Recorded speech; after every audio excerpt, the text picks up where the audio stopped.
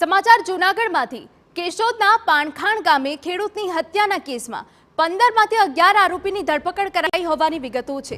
ઝડપાયેલા તમામ આરોપીઓ એક જ પરિવારના હોવાનું સામે આવ્યું છે। ખેતરમાં રસ્તા બાબતે તકરારમાં ખેડૂતની હત્યા કરી હતી।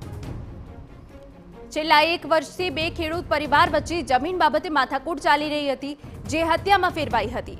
વાડી વિસ્તારમાં જમીનના શેઢા અને રસ્તા પર ચાલવા મુદ્દે બોલાચાલીએ ઉગ્ર સ્વરૂપ ધારણ કરતા મામલો મારામારી અને હુમલા સુધી પહોંચી જતા 62 વર્ષીય ખેડૂતનું મોત નીપજ્યું હતું।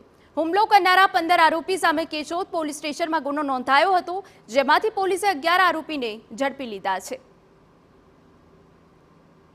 જે કામે કુલ 15 આરોપી વિરુદ્ધ ગુનો દાખલ કરવામાં આવ્યો હતો, તે પૈકીના કુલ 11 આરોપી, જેમાં ભૂપતભાઈ બાબુભાઈ જોટા, સોમતભાઈ બાબુભાઈ જોટા, દેવદાન રાજાભાઈ જોટા, નાજાભાઈ ગંગાભાઈ જોટા, રાવતભાઈ નાજાભાઈ જોટા, જીતેન્દ્ર નાજાભાઈ જોટા, જનકસિંહ દેવદાનભાઈ જોટા, અમીરભાઈ દેવદાનભાઈ જોટા, હઠીસિંહ દેવદાનભાઈ જોટા, બહાદુરસિંહ ભૂપતભાઈ જોટા તેમજ જગદીશ ભૂપતભાઈ જોટા એમ કુલ 11 આરોપીની ધરપકડ કરી કાયદેસરની કાર્યવાહી કેશોદ પોલીસ સ્ટેશને હાથ ધરવામાં આવેલી।